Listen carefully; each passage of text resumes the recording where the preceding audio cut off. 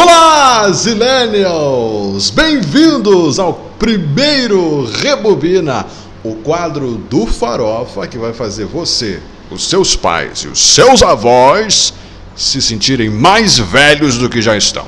Eu, Gabriel, vou estar sempre aqui nas últimas quartas-feiras do mês para reviver algum momento único do cinema mundial ou pessoas icônicas do cinema internacional. E nós vamos estar aqui para comemorar os aniversários desses eventos e dessas personalidades. Hoje, no nosso episódio de estreia, a gente vai celebrar 40 anos de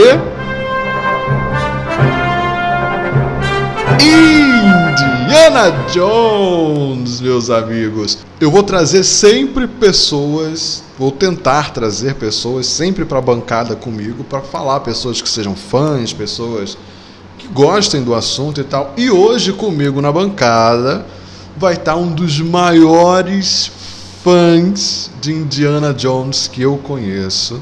E um dos maiores fãs, o primeiro grande fã do canal Pidemoa, desde a concepção do canal Pidemoa, ele sempre comenta lá nos vídeos questões filosóficas e tudo mais, debatendo com a gente. O nosso querido e amado, meu amigo de teatro, meu amigo da vida, Daniel Cordeiro. E aí, Daniel? Como é que o senhor está, Daniel? E aí, Gabriel? Estou muito feliz de estar participando do projeto de vocês. Desde o primeiro Farofa, eu tô pedindo Indiana Jones, então eu quero dar esperança para vocês que são telespectadores do Pidemoa. Insistam, vão lá nos comentários e peçam que o seu sonho pode se tornar realidade. Você pode estar aqui, ó, esse canal. Exatamente. Aqui, dando seus comentários, dando seus pitacos, uma coisa assim. Vou pedir Indiana Jones, vou ter que mostrar que vim. Posso não ser tão técnico quanto o Gabriel, mas vou tentar deixar meu amor falar mais alto. É isso. Daniel é um fanzaço, Daniel é um doce de pessoa. Mas, Daniel, você aí de casa, antes da gente começar a falar do Dr. Jones, very funny, Dr. Jones, very funny, nós vamos voltar no tempo e vamos ver o que estava acontecendo no mundo em junho de 1981. Esse é o Túnel do Tempo do Rebobina. No dia 5, os Centros de Controle de Prevenção de Doenças dos Estados Unidos da América relataram que 5 homens homossexuais tinham uma forma rara de pneumonia, vista apenas em pacientes com sistema imunológico enfraquecido. Foram os primeiros casos reconhecidos de AIDS. No dia 13, em uma cerimônia em Londres, um jovem de 17 anos atirou 6 vezes contra a rainha Elizabeth II, que estava montada em seu cavalo Burmese. Felizmente, a arma era de festim, mas demonstrou a vulnerabilidade da monarca britânica. O jovem alegou que não conseguiu comprar uma arma de verdade e foi enquadrado na Lei de Traição 1842, devendo ficar preso por 3 anos. Spoiler do futuro: ele foi solto depois dos 3 anos e sumiu. Eu não consigo ler esse nome aqui em francês, então vou pedir pro meu parceiro Daniel, por favor, lê aí essas 2 últimas notícias pra gente, por favor.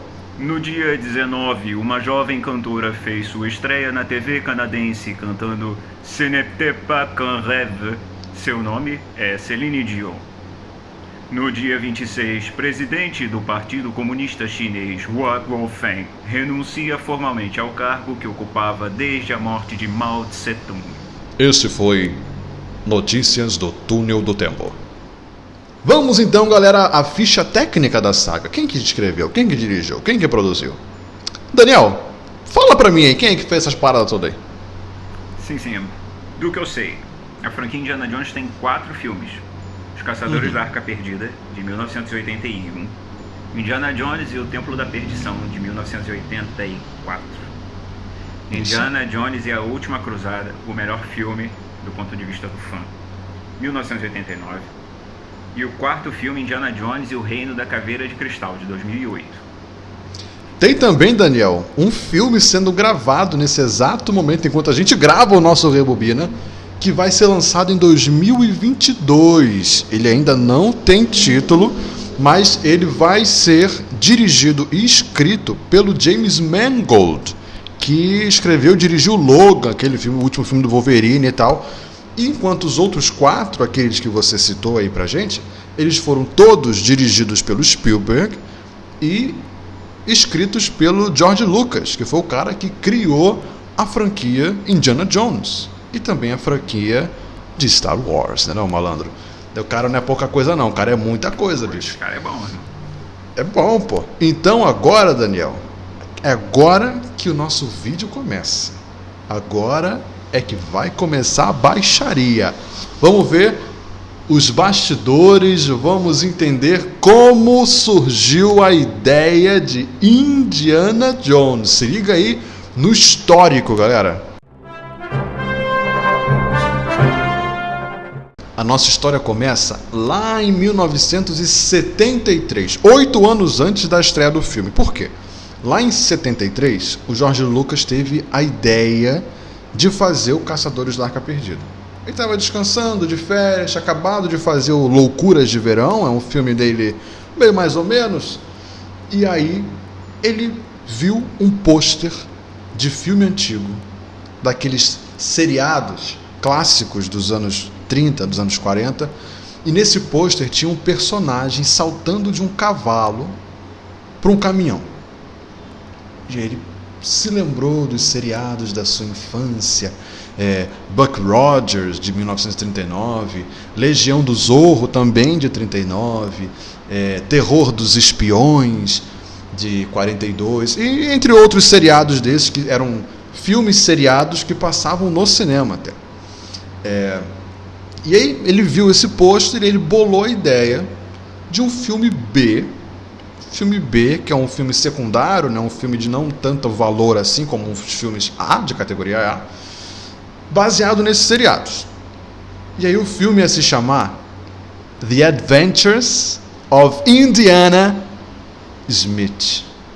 Sim, ele bolou Indiana Smith.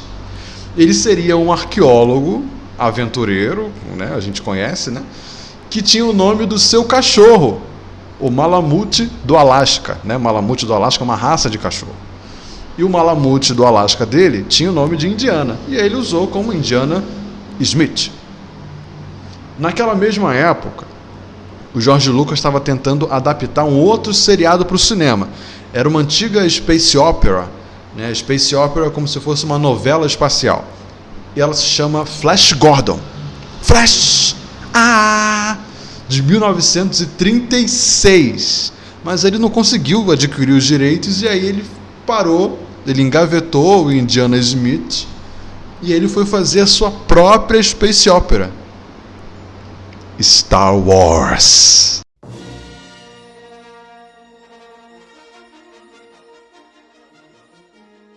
Já em 1975, Lucas falou sobre o seu projeto de seriado para o seu amigo Philip Kaufman, e os dois trabalharam em uma história por 2 semanas. Lucas queria que seu personagem fosse um arqueólogo aventureiro e um professor universitário nas horas vagas, já que tinha um fascínio por arqueologia. Kaufman retirou as ideias de Lucas de Indiana ser um boêmio mulherengo e sugeriu que a Arca da Aliança fosse o objetivo da trama, já que tinha ouvido essa história do seu dentista da infância. Além disso, a Arca poderia ser uma boa fonte de conflito entre o herói e os nazistas, já que Hitler era um fascinado pelo oculto. Lucas queria que o Kaufman dirigisse o filme, mas como ele já estava comprometido com o roteiro de Josie Wales, O Fora da Lei, de 1976, um filme com Clint Eastwood, o Lucas decidiu dar uma pausa no projeto de novo e continuar produzindo Star Wars. Em maio de 77, o Lucas fugiu para o Havaí para evitar possíveis críticas negativas de Star Wars. Eu não consigo conceber o cara com medo de receber crítica negativa por causa de Star Wars, mas tudo bem. E ele convidou o seu amigo, um amigo de longa data, amigos de muito tempo, para se juntar com ele e a sua esposa lá no Havaí. Steven Spielberg. Cara simples, está aí no meio de todo mundo. Ele chamou o Spielberg para lá para a praia, no Havaí, e aí os dois começaram a falar dos seus projetos futuros. O Spielberg queria dirigir um filme do James Bond. Olha o nível. E aí, o Lucas chegou para ele e falou: eu tenho um projeto chamado As Aventuras do Indiana Smith. E aí ele só jogou no ar assim pro Spielberg. Mas aí o Kaufman tinha rejeitado dirigir o filme, e aí o Spielberg aceitou. Lawrence Kasdan, uma descoberta recente de Spielberg, tinha só um mês como roteirista profissional, mas Lucas o escolheu depois de ler seu roteiro de Brincou com Fogo, Acabou Fisgado, de 1981. Em janeiro de 1978, o trio se reuniu em uma casa em Los Angeles e passava 9 horas por dia, durante 5 dias, trabalhando nos esboços de George Lucas. Várias ideias surgiram desses debates: a pedra rolante, o macaco no Cairo, o alemão queimando a mão no medalhão e ficando a marca, e o governo estadunidense guardando a arca. Kasdan percebeu que Lucas e Spielberg tinham várias partes soltas e que precisavam de alguém para juntar todas elas.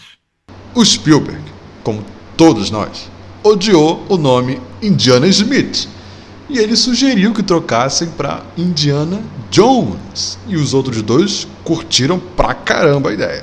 Para a base física do personagem, como eles queriam que o corpo do personagem fosse, eles pensaram em alguns caras, numa mistura. Clint Eastwood, o cowboy de todos os tempos, um brucutu maravilhoso dos anos 60 até hoje, diretor de vários filmes. O Toshiro Mifune, que era um ator japonês dos filmes do Akira Kurosawa. E o próprio James Bond, que o Spielberg era fã. Algumas ideias foram sugeridas tanto pelo George Lucas quanto pelo Steven Spielberg, mas que foram deixadas pelo caminho. Tipo, o Indiana ser um alcoolista, um playboy. E aí os dois chegaram num consenso de que o Indiana Jones ele tinha que ser um exemplo de honestidade, de confiança, mas também que ele tinha que ser um ser humano qualquer, um ser humano falível, um ser humano vulnerável, capaz de momentos tanto engraçados quanto os momentos sérios. E aí eles queriam que o público se relacionasse com o personagem e que idolatrasse ele. Será que deu certo, Daniel? Olha, no meu caso, deu certo. Eu passei a minha infância, passei a boa parte da minha juventude achando que Indiana Jones era padrão de referência. Para mim, primeiro que os filmes em que o Harrison Ford atuava não era o Harrison Ford, não, é o filme do Indiana Jones, que o Indiana Jones participa. E para mim ele era a estrela de Hollywood, tinha ganhado vários Oscars, eu vi Indiana Jones como a minha referência, enfim, referência de fã. Mas vamos voltar aqui para o script, vamos voltar. Por volta de março de 1978, Kasdan começou a escrever o roteiro, se baseando, além dos seriados, em filmes antigos de aventura, como O Rio Vermelho, de 1948, Os Sete Samurais, de 1954, e Sete Homens e um Destino, de 1960. Ele escreveu Indiana como um anti-herói, um arqueólogo reduzido a ladrão de tumbas. Em agosto, Kasdan completou o primeiro rascunho, o qual Spielberg achou muito longo e Lucas ajudou a refiná-lo. Algumas das partes retiradas foram uma aventura em Xangai, com perseguição de carrinho de mina, e o Indy escapando de um tiroteio atrás de um gongo. O roteiro final ficou pronto em dezembro de 1979. A Lucasfilm, ela ofereceu esse projeto para vários estúdios de Hollywood. Mas o George Lucas era meio cri-cri. Ele queria que o estúdio não tivesse direitos a dar pitacos e que ele próprio controlasse os direitos de licenciamento e de qualquer sequência que tivesse, além de um orçamento de 20 milhões de dólares. Os estúdios rejeitavam aos montes, não só pela audácia do Lucas, mas porque o Spielberg tinha uma fama de entregar os seus filmes além do prazo e com orçamento excessivo. E o Lucas se recusava a fazer o filme sem o Spielberg. O presidente da Paramount Pictures, Michael Eisner, se comprometeu com Lucas e seu acordo, ficando só com direitos exclusivos de possíveis sequências e estabelecendo multas severas em caso de atraso de cronograma ou orçamento excessivo. O produtor Frank Marshall, que tinha certa experiência com filmes independentes, foi contratado porque Spielberg acreditava que ele manteria o filme dentro do prazo e do orçamento. A Paramount exigiu um cronograma de filmagem de 85 dias, mas Lucas, Spielberg e Marshall concordaram com um cronograma de 73 dias. Spielberg estava determinado a acabar com seu estigma. Os 6 meses de pré-produção começaram em dezembro de 1979. O Lucas queria um ator que fosse relativamente desconhecido e que ele topasse se comprometer com uma trilogia de filmes. Alguns atores foram considerados para o papel: Bill Murray, Nick Nolte, o Steve Martin, o Chevy Chase, o Peter Coyote, ou Peter Coyote, o Jack Nicholson e o Jeff Bridges, entre outros. E aí a esposa do Lucas, a Marcia Lucas, ela sugeriu que fosse o Tom Selleck. Só que ele estava preso por um contrato por causa da série de TV Magnum, que passou aqui no Brasil também. Inclusive fez 40 anos ano passado. O Lucas e o Spielberg, eles foram até a CBS, porque era o canal, era o estúdio que produzia o Magnum, pedindo para o estúdio liberar o Selleck 10 dias antes do seu contrato terminar. Mas aí o canal deu ok para a renovação da série, e aí o Selleck ficou impedido de continuar as gravações do Indiana Jones, porque ele começou a gravar como Indiana Jones. E aí o Spielberg sugeriu, sim, ele, Harrison Ford, depois que assistiu ele em Império Contra-Ataca. O Lucas ficou meio receoso de escalar o Ford no começo, mas aí o Ford achou um espetáculo, achou que ia ser divertido fazer e aceitou o papel. Claro que junto com, só aqui entre nós, junto com um salário na casa do $1 milhão, bicho. E uma porcentagem dos lucros e o direito de reescrever suas falas. Aí ele aceitou. Aí o Ford teve que malhar pesado para melhorar o seu físico, né? Tanto quando ele aparece sem camisa, vocês veem que ele está com um físico maravilhoso. E aí ele treinou por semanas para usar um chicote. Aprendeu a usar o chicote tão bem que ele conseguiu desarmar o cara do macaco. Ele mesmo conseguiu, aquele cara do macaco. Ele que desarmou o cara com o chicote, bicho. Com o elenco já escalado, as filmagens se iniciaram em 23 de junho de 1980, tendo como principais sets a cidade de La Rochelle, na França, a Tunísia e o Havaí, além dos estúdios Elstree, em Londres, que foram escolhidos por terem trabalhado muito bem em Star Wars. A equipe passou por alguns perrengues no set do Poço das Almas, como, por exemplo, havia poucas cobras, falta de antiofídico e a filha do Stanley Kubrick. Ela estava visitando o pai no set de O Iluminado, o clássico de 1980, em Londres, e ligou para a Real Sociedade para a Prevenção da Crueldade Animal, denunciando maus tratos às cobras. Além disso, gravar no deserto da Tunísia também não foi fácil. Spielberg disse que foi uma das piores experiências de filmagem da sua vida, enfrentando um calor de mais de 50 graus, e mais de 150 membros da equipe passaram mal de amebíase por causa da comida local. O diretor foi um dos poucos que permaneceu saudável, já que havia levado comida e bebida da Inglaterra, mas Lucas teve queimaduras de sol severas e inchaço facial. O dublê Terry Richards praticou por semanas suas habilidades de espada, esperando ter uma cena mais longa, mas a cena teve que ser encurtada porque Ford também estava com amebíase e não aguentava fazer uma cena de luta. Resultado: uma das cenas mais icônicas do cinema. Em setembro, as filmagens foram para o Havaí, para serem gravadas as cenas de abertura do Peru. E nem tudo foram flores também. Além de um ataque de mosquitos, os burros usados para a trilha ficaram doentes e foi difícil acharem substitutos. Então eles pegaram 2 burros cinza, pintaram de marrom com tinta spray de cabelo e levaram os 2 de helicóptero até a locação para terminarem a cena. Depois de tantos perrengues e improvisações, as filmagens se encerraram naquele mês, depois de 73 dias exatos. O momento do cinema no verão norte-americano de 1981 não era dos melhores.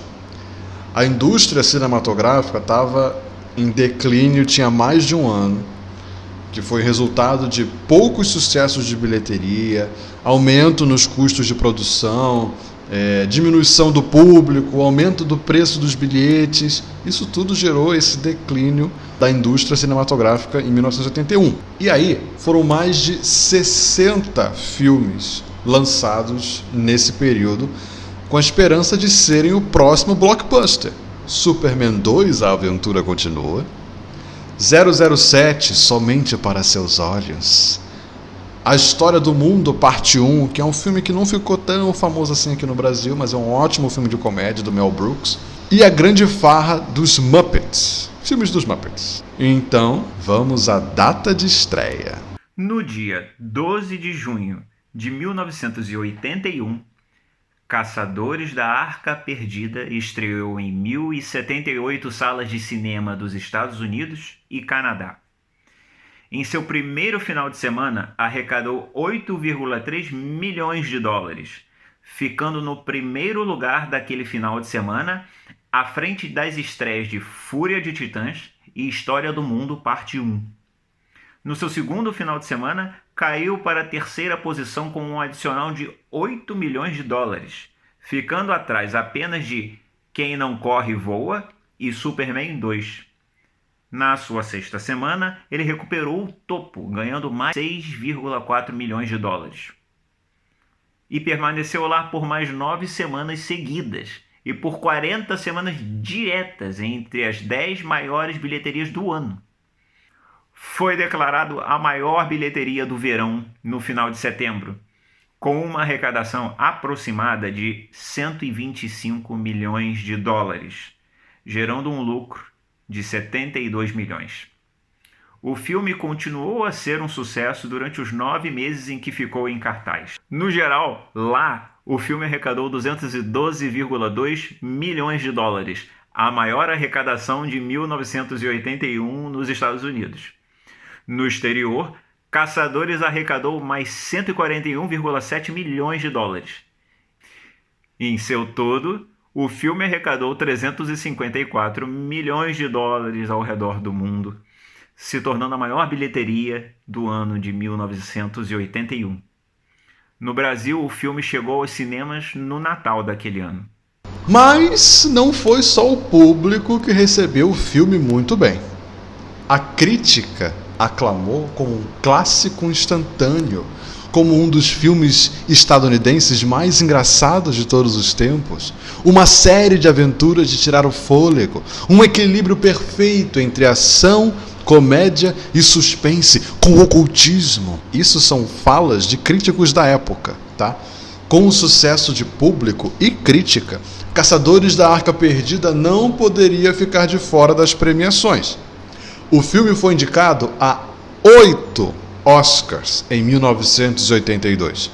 Levou 4: direção de arte, montagem, som e efeitos visuais, e foi indicado a melhor filme, melhor direção, melhor fotografia e melhor trilha sonora. Além dessas 4 estatuetas, ele levou um Oscar especial pela edição de som, o que totaliza 5. Carecão peludo, pelado na verdade. No Saturn Awards, o filme levou 7 prêmios. O Saturn, para quem não conhece, é uma cerimônia que premia filmes de ficção científica, fantasia e de terror. E ele levou melhor filme de fantasia, levou melhor ator para Harrison Ford, melhor atriz para Karen Allen, né, que faz a Marion Ravenwood, o interesse amoroso de Indy. Melhor direção para o Spielberg, melhor música, melhor roteiro e melhores efeitos visuais. O Spielberg ele ainda foi indicado a um Globo de Ouro e ao Directors Guild Awards, que é a premiação do Sindicato dos Diretores dos Estados Unidos. Geralmente eles são termômetros para o Oscar, mas como ele não ganhou o DGA, ele não ganhou o Oscar, obviamente. E aí o sucesso foi tão grande que o Lucas e o Spielberg assinaram com a Paramount para 5 filmes. Essa é a base, é o básico do histórico de como surgiu a ideia do Indiana Jones. E agora a gente vai para o próximo segmento. Estamos chegando no final, segura aí, só um pouquinho. Agora a gente vai falar do legado. O legado de Indiana Jones.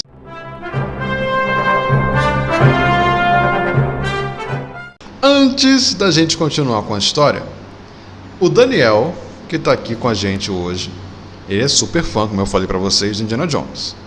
Fala pra gente agora, do fundo do seu coração. Tira do seu coração, que está guardado aí por 40 anos. Sim, o que você acha de qual foi sua primeira experiência, na verdade, com Caçadores da Arca Perdida? Só para eu dar uma impressão inicial, eu tenho uma experiência mais difusa com Indiana Jones, assim. Para quem não é da minha geração, para quem não é um verdadeiro millennial, para aqueles que já estão apelando para o millennial, o nosso contato era com tela quente, sessão da tarde, era o que a Globo oferecesse. Sim. E aí, em termos de o que a Globo oferecia, eu tenho a minha própria Arca Perdida. Olha aí, galera.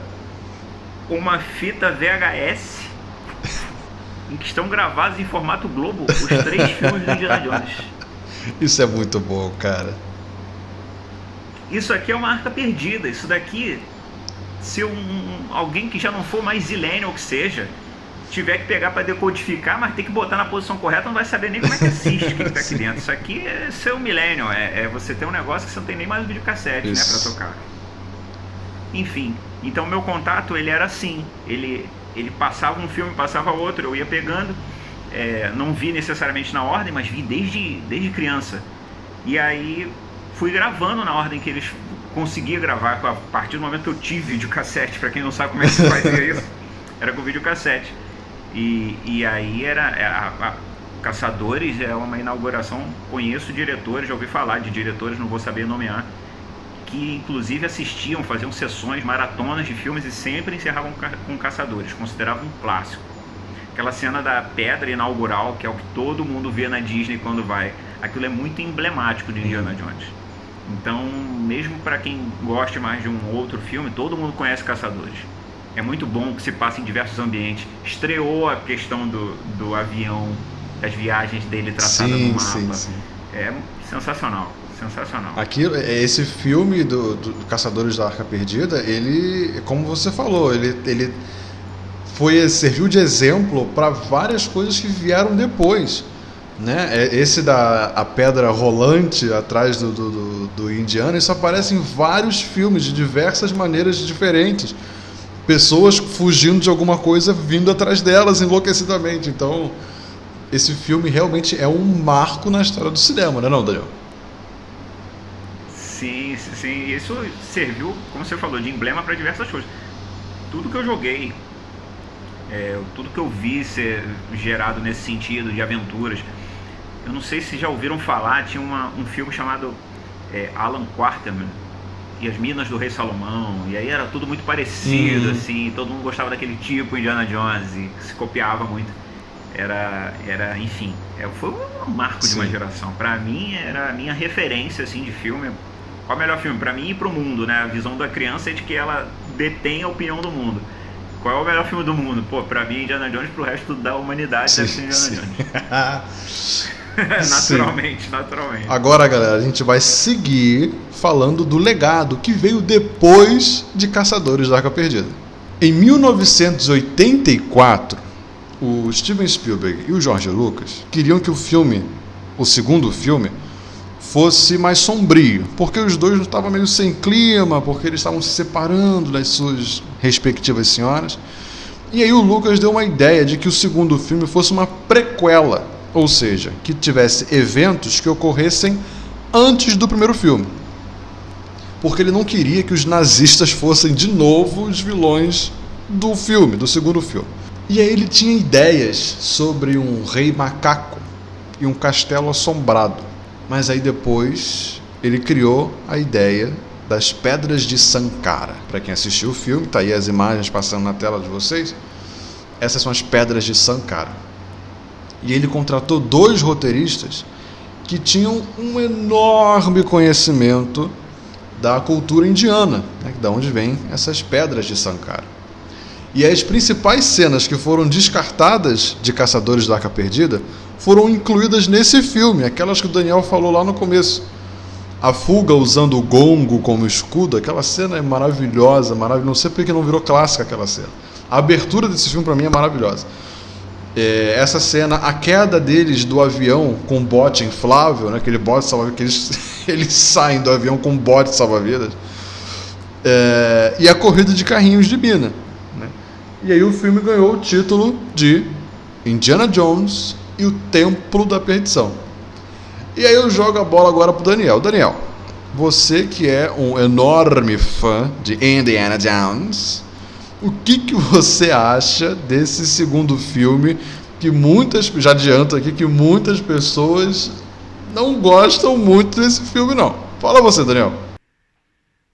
Na minha opinião de fã, eu talvez não esteja assim no nível que todo mundo espere. Talvez haja pessoas que sejam mais fãs do que eu. Eu não sou fã a ponto de gostar do segundo filme. O primeiro filme ele é muito mais coeso. Eu e o Gabriel, nós revimos todos os filmes disponíveis, todos os 4 filmes que estão gravados, nós revimos para poder dar essas opiniões. E o segundo filme, ele é muito mais desconexo em relação a todas as séries, mas em relação ao próprio primeiro. Ele não traz muita continuidade, ele apresenta elementos que aqui não se dá sequência, que não são sequência de nada do que veio antes.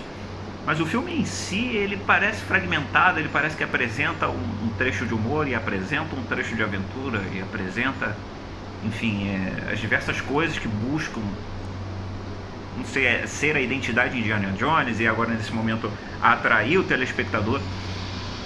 Não sou particularmente apaixonado pelo segundo filme. O segundo filme passava muito menos. É a razão dele ser o último que eu consegui gravar na minha fita. Ele passava muito menos na televisão. Engraçado, né? Eu gostava, porque sou fã, assisto, mas dá pra ver, assim, ainda mais quando se vê toda a obra completa, dá pra ver que não é... Ele destoa, né? Indiana Jones, destoa. Tanto que muita gente não se lembra de que esse filme ele é uma prequela, né? Eu reparei isso, a gente, como o Daniel falou, a gente reassistiu esses filmes, e aí o primeiro filme se passa em 1936 e o segundo se passa em 1935. Eu fiquei, será que erraram aí? Porque isso não estava na minha cabeça, que era um filme anterior, né? Exato. E aí faz menos sentido ainda porque como é que é o nome dele, o pequenininho? Shorty, não é Shorty? O baixinho. Baixinho, isso. O baixinho, ele some. Né? Ninguém ouve mais falar dele, nem na Reino da Caveira de Cristal, que tem uma menção a personagem que faz par com ele no filme, ela aparece numa foto, uma fotografia, mas o baixinho é apagado da história de Indiana Jones. É engraçado. Ele só né? aparece, eu acho que pra dar carisma, pra trazer carisma pro filme, e de fato... Sim. O Gabriel gostou muito do Shorty. E ele Gostei. é muito carismático, ele traz um elemento um elemento lúdico pro filme. Very funny, Dr. Jones. Exato. Ele traz pra dentro do filme um elemento estrangeiro mais constante, né? Porque o par dele é uma americana, enfim. Sim. Mas, para além disso, pro enredo em si não oferece nada. Vamos seguir que a gente tem mais alguns filmes para falar. No terceiro filme, Indiana Jones e a Última Cruzada, já entrego para vocês que é o favorito do Daniel, Spielberg revisitou os conceitos do Rei Macaco do filme anterior, que o Lucas tinha tido, e do Castelo Assombrado. Mas aí o Lucas sugeriu uma outra coisa melhor, que o objetivo do filme fosse o Santo Graal.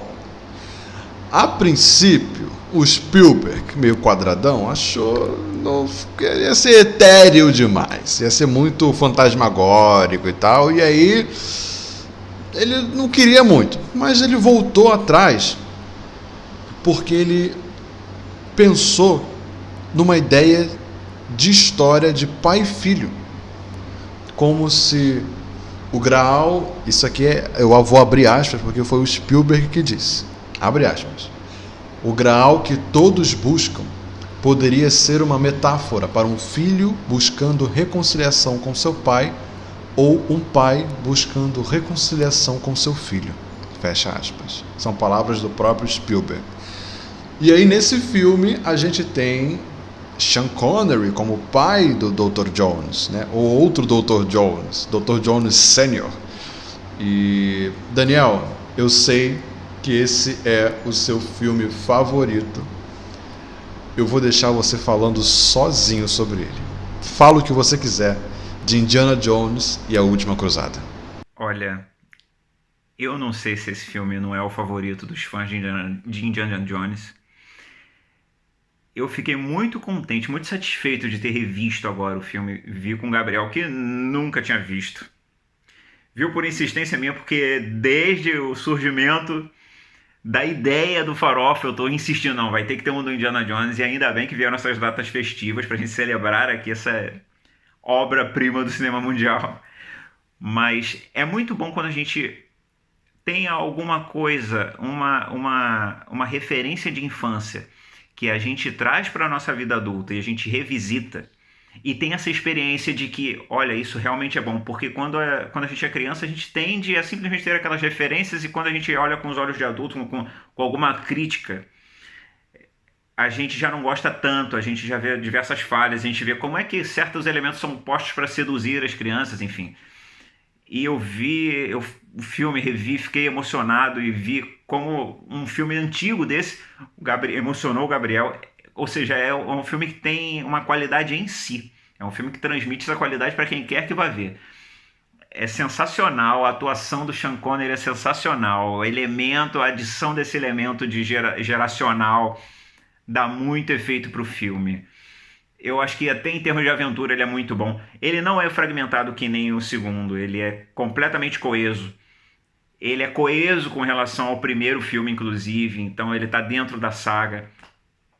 É muito bom. Esse filme era a minha referência. Comecei a gostar de Indiana Jones por esse filme e adorei rever tanto tempo depois, assim, estou muito satisfeito, me dá um conforto no coração, assim, dá um conforto na alma da gente quando a gente sabe, não gosto porque sou só eu, gosto porque de fato é uma obra excelente.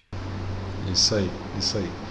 Vamos continuar aqui então, Niel, chamei de Niel, ninguém nunca chamei de Niel. Daniel. Vamos continuar aqui no script, Daniel. George Lucas, ele entrou num momento de pouca criatividade, infelizmente, isso acontece com todo mundo, com todos nós. E aí ele decidiu que ia encerrar a saga depois do terceiro filme. Ia encerrar em alta, né? E aí ele escolheu produzir a série de TV O Jovem Indiana Jones. Ela explorava os anos iniciais do jovem explorador e foi ao ar entre 92 e 93. Quando Harrison Ford reprisou o seu papel de Indiana Jones num episódio especial da série, o Lucas começou a ter novas ideias. Olha a ideia do cara. Um filme B, de novo, um filme de baixa renda, um filme secundário. Um filme B de ficção científica com alienígenas. Coisa completamente fora do padrão Indiana Jones. O Harrison Ford recusou na hora. Até o Spielberg ficou meio assim, pô, eu já tirei. Ó, já dei pro mundo Contatos Imediatos Terceiro Grau, ET, eu não quero fazer mais um filme de invasão alienígena, não quero. E aí o Lucas falou, beleza, vou escrever aqui um roteiro, uma história. Isso lá em 1994. Escreveu o roteiro. E no roteiro estava o seguinte: o Indiana ia casar, e aí o Dr. Jones Sr., o pai dele, ia voltar para a série, né, para o filme, e ia estar preocupado com a felicidade do filho, se o filho estava bem, se não estava. Os russos iam ser vilões nesse filme de novo, né? E os alienígenas teriam poderes psíquicos. Isso juntando duas maluquices, porque o Joseph Stalin, sim, o ditador da União Soviética, ele se interessava nessas paradas de guerra psíquica, essas loucuras. Tipo, Hitler não se interessava por ocultismo, o Stalin se interessava por guerra psíquica.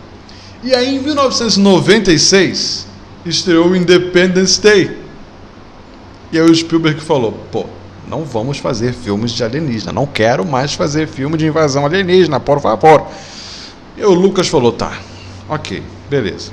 E aí foi fazer a merda da trilogia prequela de Star Wars, né? Aquelas bosta lá do episódio 1, 2 e 3. Mas tudo bem, foi fazer isso. Em meados de 2004, o Lucas tirou o roteiro da gaveta e falou, tá na hora. Vamos trabalhar nesse quarto filme, Indiana Jones e o Reino da Caveira de Cristal. E aí o filme estreou em 2008. Daniel, você quer falar alguma coisa sobre esse filme? Você... Assim, eu acho que é descartável, mas se você quiser dar seu pitaco aí, fala aí pra gente. Olha, eu fiquei surpreso um pouco. Eu não sei se foi o fato de a gente rever no embalo, né? A gente comentou do embalo de rever o filme desde o primeiro. A gente praticamente conseguiu fazer num dia só, eu acho. Fizemos em poucos outros dias, mas enfim. E aí eu acho que o filme ganhou, talvez, dessa experiência de se rever tudo junto, porque ele ganha mais peso quando se traz todo o histórico do Indiana Jones.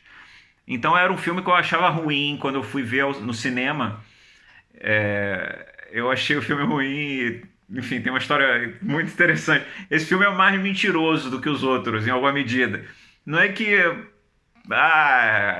não exista alguma coisa impossível nos outros filmes, mas em geral o que existe impossível está ligado ao sobrenatural. Ou quando tem a estátua, ou quando se alcança a arca, ou quando, enfim, se está com o Santo Graal, enfim. E claro, o Indiana Jones é incrível, ele tá lá num tanque brigando, enfim, é tudo, ele é arrastado debaixo de um carro, são todas coisas muito questionáveis, mas tá, a gente leva. Mas nesse filme eles abusam um pouco, ele escapa de uma explosão nuclear dentro de uma geladeira. Esse momento, assim, é logo no início do filme, eu fui assistir, eu tava com minha sogra, a minha sogra levantou nesse momento e falou, esse filme é muito mentiroso, foi embora do cinema. Foi muito engraçado que tava no início do filme, mais ou menos no início. Não, pô, esse filme é muito mentiroso, eu vou embora. Saiu e a gente ficou olhando, eu fiquei pra ver o filme. Ela não viu, por exemplo, as formigas do Amazonas, que são, pô, que é aquilo, predador aquilo, né? Pô, a formiga, ela dá uma de trapezista pra ir atrás da mulher, aquilo é incrível também. Então, enfim. Mas o filme é muito bom. No contexto, assim, eu achei. Saiu revalorizado da experiência. Eu gostei mais de rever do que de ver a primeira vez.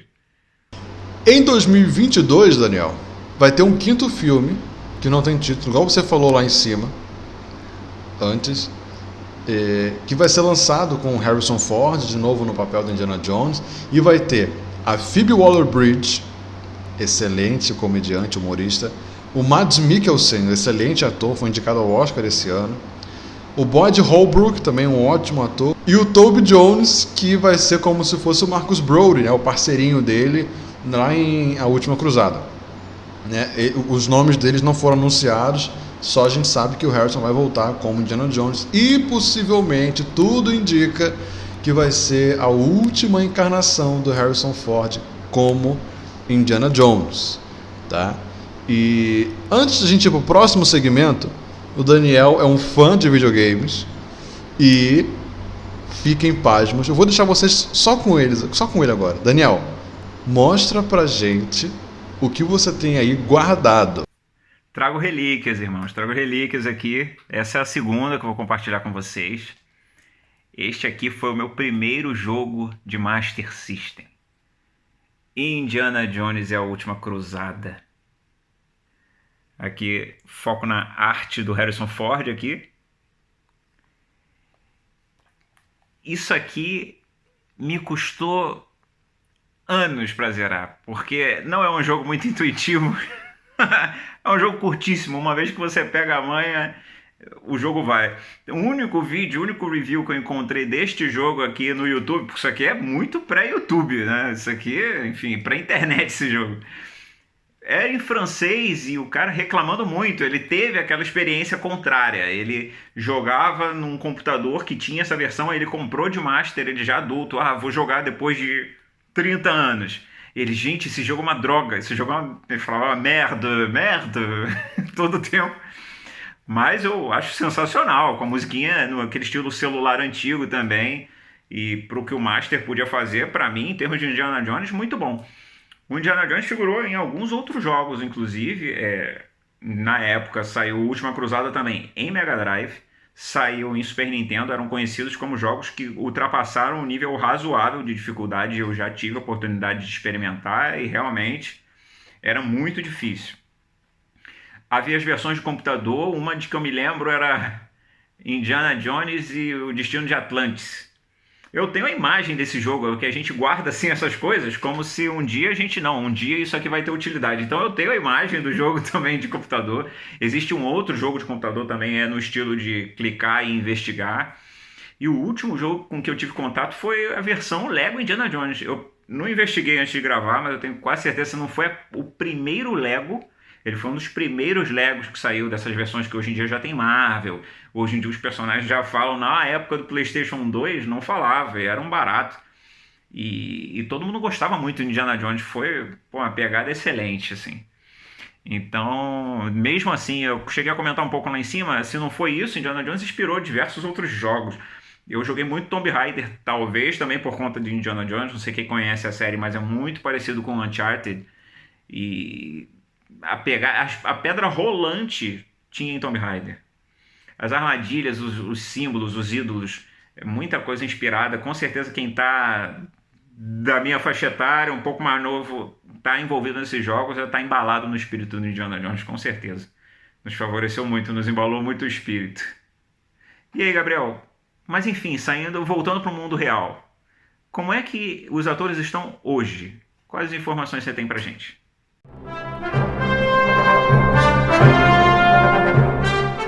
Então, Daniel, chegando no nosso último segmento do programa, a gente vai falar como é que a galera tá hoje, né? Os atores principais, o diretor e o criador, né? O nosso Harrison Ford vai fazer 79 anos em julho desse ano. 79 anos, bicho. Ano que vem o cara faz 80. Enfim, ele tem ultimamente reprisado alguns papéis clássicos seus, né? Ele voltou como Han Solo nessa nova trilogia de Star Wars. Ele voltou como Rick Deckard do Blade Runner 2049, de 2017. E ele vai reprisar o Indiana Jones novamente no ano que vem, né? Ele fez um filme em 2020 chamado Chamado da Floresta. Não foi um sucesso nem nada, mas ele tá meio cansadão já. O Harrison Ford tem essa fama, né, de ser mais... foda-se. É um cara meio assim. A Karen Allen, que é a Marion Ravenwood, que é um interesse romântico do Indiana Jones, ela está com a agenda mais cheia, né? Ela vai fazer 70 anos em outubro, continua linda, como vocês estão vendo aí na foto. E recentemente, esse ano, ela teve num filme chamado Vozes e Vultos, da Netflix, com Amanda Seyfried. Filme meio de terror, suspense assim e tal, bem legal. E em projetos futuros, tem 2 filmes principais, né? Um que vai estrear em 2023, que se chama Stage of Twilight, é um dramão de um casal de idosos e tal, meio pesadão. E um filme sobre a investigação do afundamento do Titanic.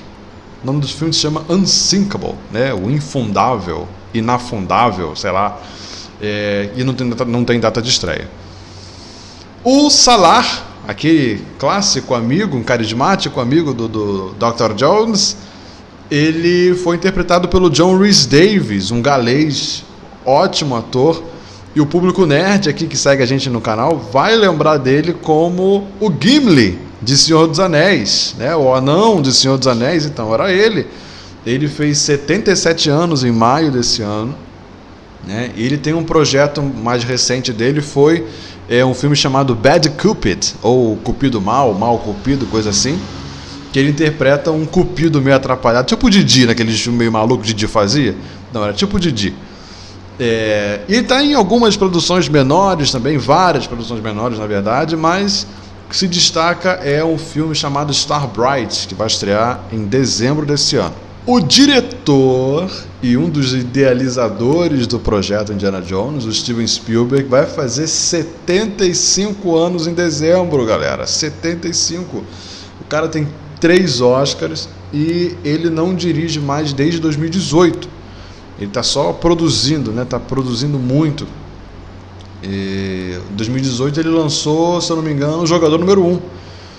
E foi o último filme que ele dirigiu. Mas em dezembro desse ano também, ele vai lançar o seu primeiro musical. Uma refilmagem do maior musical do cinema de todos os tempos, que é Amor Sublime Amor. I like to be in America, everything be in America. Então, conhece essa música? Não? Então, é do Amor Sublime Amor. Você precisa assistir Amor Sublime Amor.